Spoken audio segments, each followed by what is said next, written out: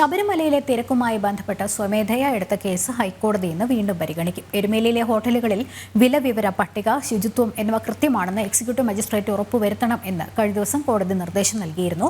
കോടതി നിർദ്ദേശപ്രകാരം എടുത്ത നടപടികൾ ദേവസ്വം ബെഞ്ച് പരിശോധിക്കും. അതേസമയം സഹകരണ ബാങ്കുകളിലെ സ്വർണ്ണ ലേല ക്രമക്കേടുകളും ഇഡി അന്വേഷണം ഊർജിതമാക്കിയിട്ടുണ്ട്. യഥാർത്ഥ വിലയേക്കാൾ കുറഞ്ഞ വിലയിൽ സ്വർണം ലേലം ചെയ്താണ് കമ്മീഷൻ ഇടപാടുകൾ നടക്കാറുള്ളത്. നിരവധി ബാങ്കുകൾക്കെതിരെ സഹകരണ നിയമങ്ങൾ ലംഘിച്ച് ലേലം നടത്തിയതായി പരാതി ഇടിക്ക് ലഭിച്ചിട്ടുണ്ട്.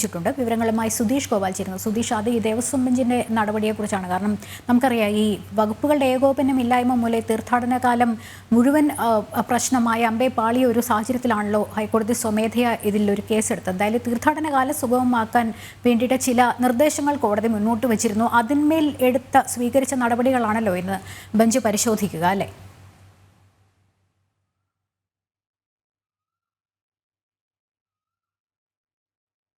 ലക്ഷ്മി, ഇതുവരെയും ശബരിമലയിലെ ഈ തിരക്കുമായി ബന്ധപ്പെട്ടില്ല അയ്യപ്പ ഭക്തർ അനുഭവിക്കുന്ന ബുദ്ധിമുട്ടുകൾ സംബന്ധിച്ച നിരവധി നിർദ്ദേശങ്ങളാണ് പരിഹാരമായി ഹൈക്കോടതി നിർദ്ദേശിച്ചത്.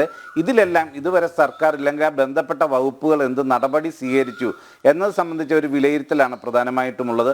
അതോടൊപ്പം തന്നെ കോടതി വ്യക്തമാക്കുന്ന 300-ലധികം പരാതികളാണ് ഇതുവരെ ഹൈക്കോടതി രജിസ്ട്രാർക്ക് ശബരിമലയിലെ പ്രശ്നങ്ങളുമായി ബന്ധപ്പെട്ട് ലഭിച്ചിട്ടുള്ളത്. അതിലേക്ക് പരാതികളിലെ ചൂണ്ടിക്കാണിക്കുന്ന പ്രശ്നങ്ങൾ അതിനോട് പരിഹാരം കാണേണ്ടതുണ്ട് എന്ന ഒരു ലക്ഷ്യത്തോടെ തന്നെയാണ് ഹൈക്കോടതി കേസ് ഇന്ന് വീണ്ടും പരിഗണിക്കുമ്പോൾ മുന്നോട്ട് വെക്കുക. അതോടൊപ്പം തന്നെ ഇവിടെ വെർച്വൽ ക്യൂവിലും മറ്റും തിരക്ക് കൂടുന്നതായി മനസ്സിലാക്കുമ്പോൾ KSRTC അധിക സർവീസുകൾ ഉണ്ടാക്കണം എന്ന നിർദ്ദേശം നൽകിയിട്ടുണ്ട്. അതോടൊപ്പം തന്നെയാണ് ഈ എരുമേലിയിലെ അവിടുത്തെ വാഹന പാർക്കിംഗ് അനധികൃതമായിട്ട് പഞ്ചായത്തിൻ്റെ അനുമതി പോലും ഇല്ലാതെ അമിത കൂലി ഈടാക്കിക്കൊണ്ടുള്ള പാർക്കിംഗ് സംവിധാനം ഒരുക്കിയേക്കുന്നത്. ഇതിനെതിരെ നടപടി വേണമെന്ന നിർദ്ദേശം നൽകിയിട്ടുണ്ട്.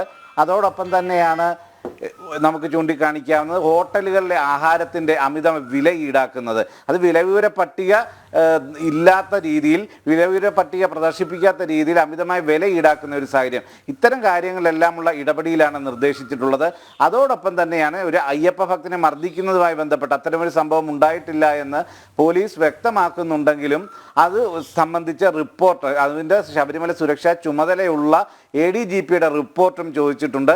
ആ റിപ്പോർട്ട് കൂടി പരിഗണിച്ച ശേഷമായിരിക്കും കോടതി ഇതിൽ ഒരു തീരുമാനത്തിലേക്ക് പോവുക. ലക്ഷ്മി.